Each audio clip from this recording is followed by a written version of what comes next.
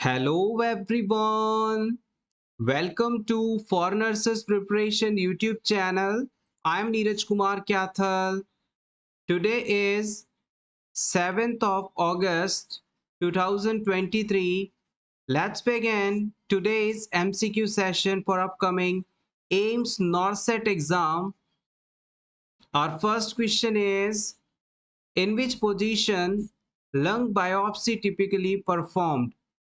अगर हमें lungs cancer को आइडेंटिफाई करना हो, कंफर्म करना हो, तो उसके लिए लंग्स से टिश्यूज का एक सैंपल लेकर उसका स्टडी किया जाता है। इस प्रोसीजर को हम लंग्स बायोप्सी के नाम से जानते हैं। इस प्रोसीजर के लिए क्लाइंट को कौन सी पोजीशन दी जाती है, ये आपको बताना है। प्रॉन, सुपाइन, सिटिंग या फिर lateral डेक्यूबिटस।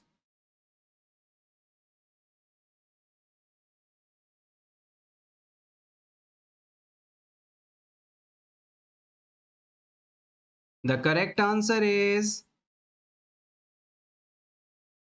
Option B, supine.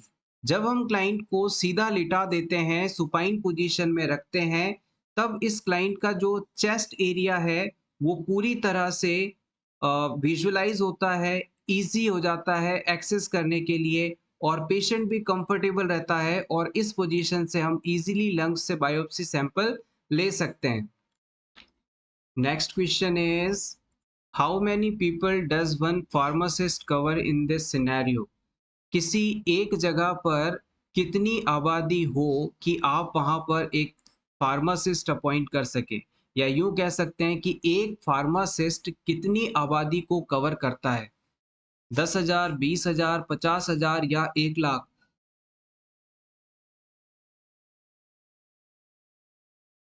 Option D is correct here.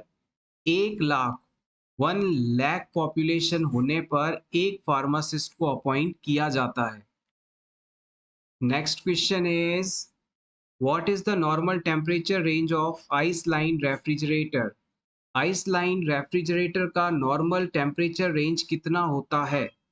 -2 से 8 डिग्री सेल्सियस, 0 से 10 डिग्री सेल्सियस, 2 से 8 या 5 से 15?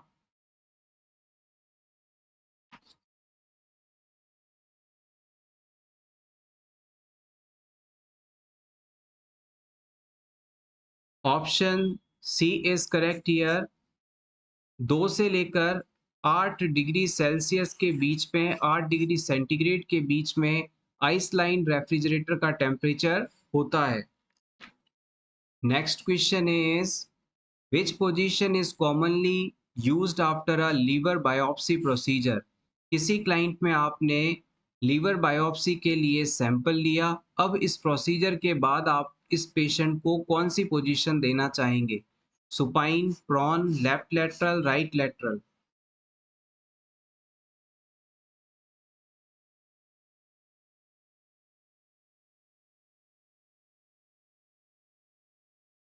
The correct answer is option D, right lateral position. Liver biopsy procedure के बाद पेशेंट को हम दाईं करवट पर लिटा देते हैं, यानी कि राइट लेटरल पोजीशन देते हैं। इस पोजीशन को देने से क्लाइंट की जो बायोप्सी साइट है वहां पर प्रेशर पड़ता है, और इसकी वजह से क्लॉट फॉर्मेशन हो पाता है, ब्लीडिंग रुक जाती है। सो लीवर बायोप्सी के बाद ब्लीडिंग ना हो, इस चीज को कम करने के लिए हम राइट लेटरल पोजीशन देते हैं। Next question is, what is the population site at which trained Dai traditional birth attendant is appointed in the village? जो ट्रेडिशनल ट्रेंड बर्थ अटेंडेंट होती हैं, जिसे आप ट्रेंड दाई कहते हैं, उसे विलेजेस में कितनी आबादी पर अपॉइंट किया जाता है? 500 पर, 1000 पर, 1500 पर या 2000 पर?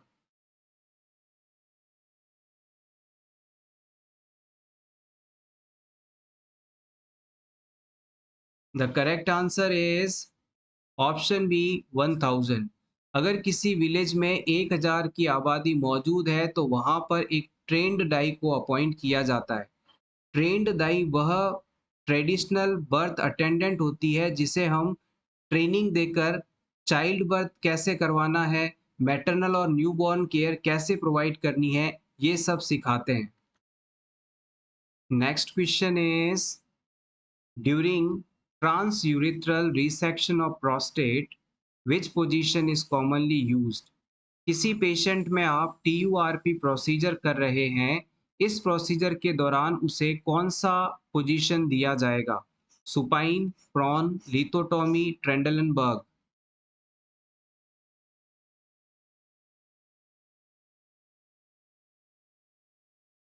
This question is important for upcoming AIMS NORCET exam. AIIMS NORCET सितंबर 2023 के लिए ये क्वेश्चन इंपॉर्टेंट है आपका। The right answer is option C, lithotomy position. Lithotomy position दिलाने के लिए हम पेशेंट को कुछ इस प्रकार से पोजीशन देते हैं।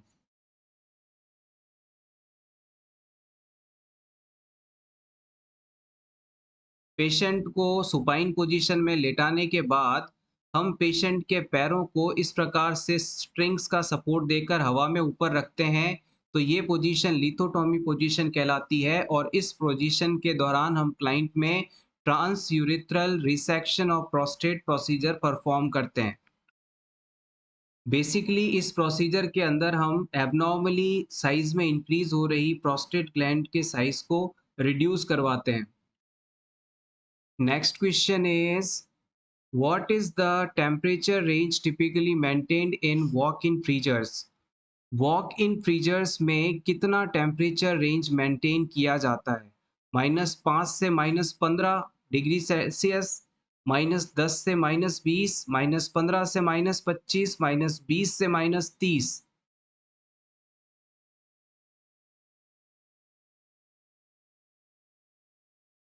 Correct answer is option C, -15 to -25।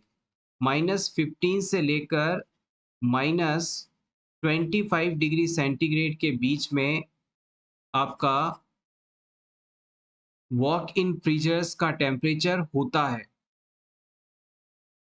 Next question is, which position is used for perennial care and पर वेजाइनल एग्जामिनेशन?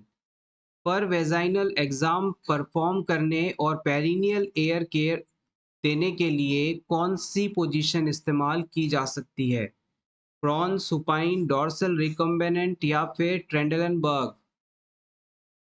पेरिनियम पार्ट की केयर करनी हो या फिर पर वेजाइनल एग्जामिनेशन करना हो, दोनों के लिए कौन सी पोजीशन बेस्ट मानी जाती है, ये आपको बताना है। The correct answer is option C, dorsal recumbent position. Dorsal recumbent position दिलाने के लिए हम पेशेंट को इस प्रकार से बेड में लिटा देते हैं सुपाइन पोजीशन के अंदर। उसके बाद जो पेशेंट के लेग वाली पार्ट हैं उसे हम इस प्रकार से कंफर्टेबली प्लेस करने के लिए कहते हैं।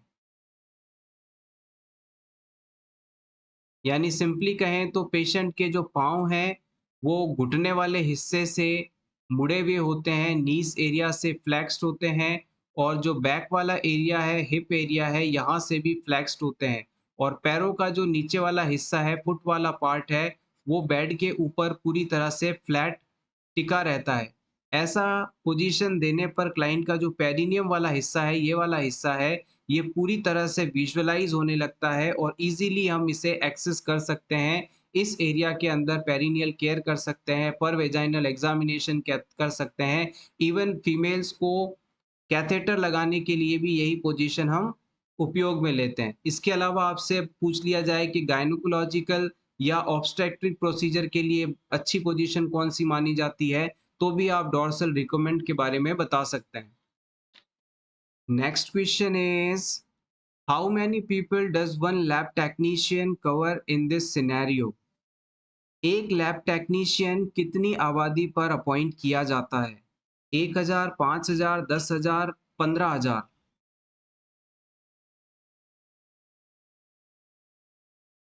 Option C is correct here.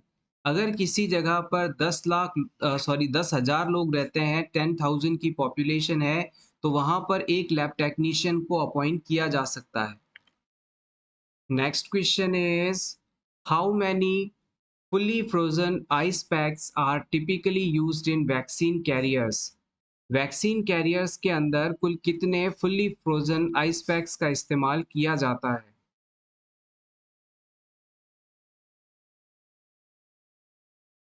Vaccine carriers जो हैं, वैक्सीन्स को एक जगह से दूसरी जगह पर ले जाने के लिए बनाए जाते हैं और इसके अंदर आइस पैक्स को रखकर हम वो टेम्परेचर मेंटेन करते हैं जिसमें वैक्सीन्स खराब नहीं होते और एक वैक्सीन कैरियर के अंदर total 4 fully frozen ice packs रखे जाते हैं। Next question is what is the population coverage by one nurse in this scenario? किसी एक नर्स के द्वारा कितनी आबादी को कवर किया जाता है या यूं कह सकते हैं आप कि कितनी आबादी पर एक नर्स अपॉइंट की जाती है? 1500, 2500, 3500, 4500?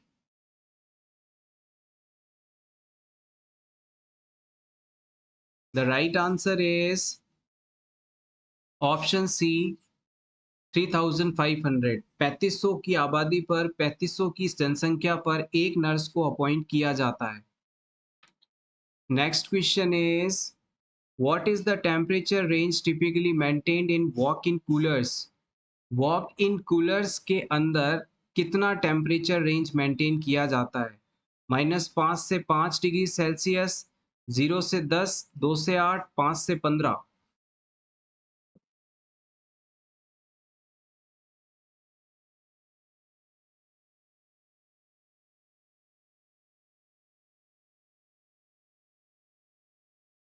The correct answer is option C 2 to 8 degree Celsius. Walk in coolers में 2 से 8 डिग्री सेल्सियस टेम्परेचर को मेंटेन किया जाता है।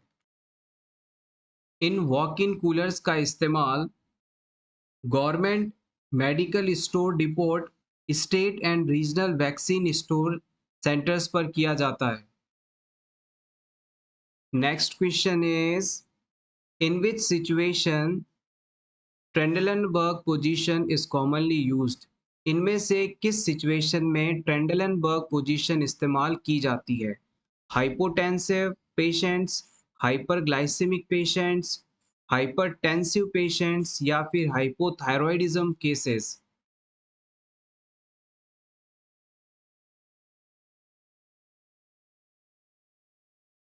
करेक्ट आंसर इज ऑप्शन ए। अगर कोई पर्सन शॉक की स्टेट के अंदर है या फिर उसका जो ब्लड प्रेशर है वो डिक्रीज हो रहा है, तो ऐसे पेशेंट्स के अंदर हम इस ट्रेंडलनबर्ग पोजीशन को इस्तेमाल करते हैं।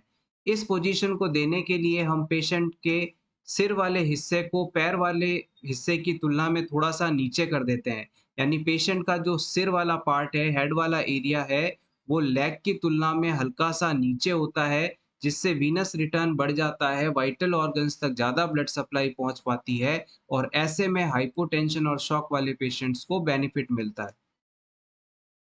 Next question is in which type of areas an Anganwadi worker appointed?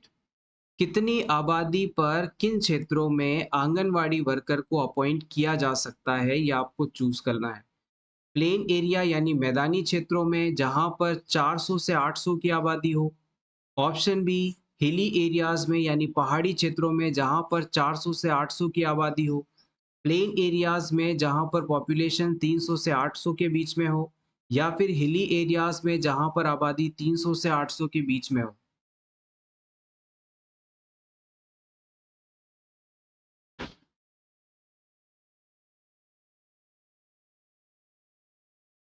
The right answer is option A.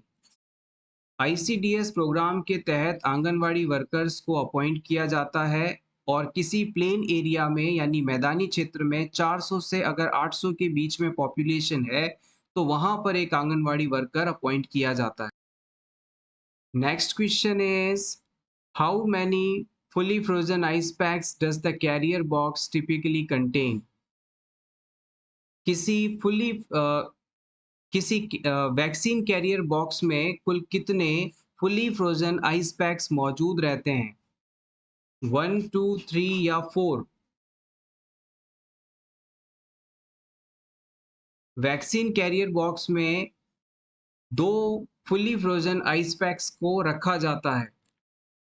Next question is what is the population coverage by one doctor in the scenario?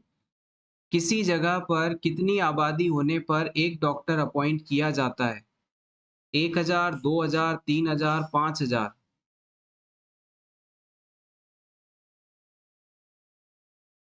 Option D correct. अगर किसी जगह पर 5000 लोग रहते हैं तो उनकी देखभाल के लिए, उनकी केयर के लिए एक डॉक्टर को अपॉइंट किया जा सकता है।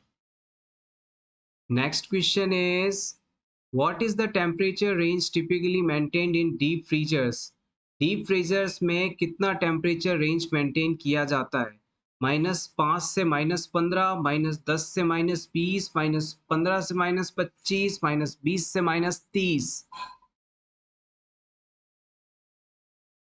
Option C is correct here. -15 से -25 डिग्री सेल्सियस रेंज पर टेम्परेचर डीप फ्रीजर्स के अंदर मेंटेन किया जाता है। Next question is which position is used to minimize the gastroesophageal reflux disease effectively? इनमें से कौन सी पोजीशन का इस्तेमाल आप गैस्ट्रो ईसोफेजियल रिफ्लेक्स डिजीज के ट्रीटमेंट में कर सकते हैं?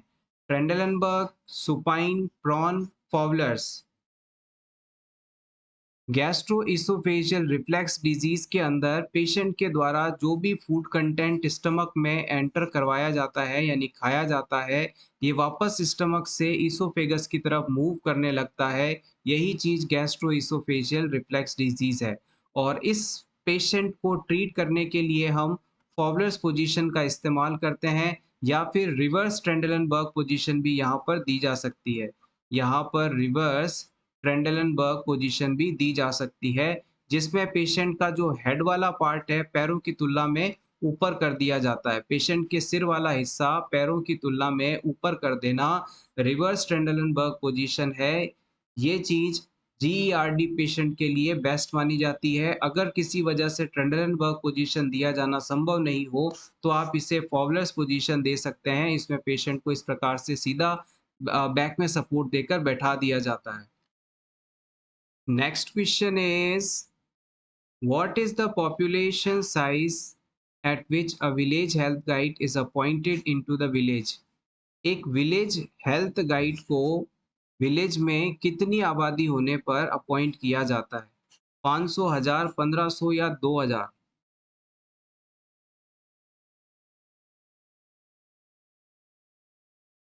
Option B is correct here. अगर किसी विलेज में 1000 की आबादी है, 1000 की पॉपुलेशन है, तो वहां पर एक विलेज हेल्थ गाइड को अपॉइंट किया जा सकता है। 1000 की आबादी पर ही हम आशा को अपॉइंट करते हैं, एक्रीडेटेड सोशल हेल्थ एक्टिविस्ट को अपॉइंट करते हैं in village areas. Next question is peripheral neuritis is a condition caused by the deficiency of which vitamin? इनमें से किस विटामिन की कमी के कारण पेरिफेरल न्यूराइटिस जैसी कंडीशन हो जाती है? Vitamin B1, B2, B6, B12? Peripheral neuritis वह कंडीशन है जिसमें हमारे पेरिफेरी एरियाज की जो नर्व्स हैं उनमें इन्फ्लामेशन और डीजेनरेशन होने लगता है, जिसकी वजह से क्लाइंट को नमनेस, टिंगलिंग, वीकनेस ये सारे सिम्टम्स एक्सट्रीमिटीज के अंदर महसूस होने लगते हैं। ये कंडीशन पेरिफेरल न्यूराइटिस कंडीशन जो है विटामिन B6 की कमी के कारण होता है। यानी अगर आप विटामिन B6 पायरिडॉक्सिन को पर्याप्त मात्रा में इंटेक नहीं कर रहे हैं तो ये चीज आपको देखने को मिल सकती है। सो एवरीवन, ये था हमारा आज का वीडियो जिसमें हमने कुछ बेसिक और इम्पोर्टेंट एमसीक्यूज को डिस्कस किया। होपफुली आपको आज की ये क्लास अच्छी लगी होगी। क्लास कंटेंट अच्छा लगा हो तो प्लीज़ इसे लाइक कर दीजिएगा और इसी तरह के रेगुलर वीडियोस देखने के लिए for nurses preparation YouTube channel को ज़रूर सब्सक्राइब करें। Thank you so much once again. Best of luck.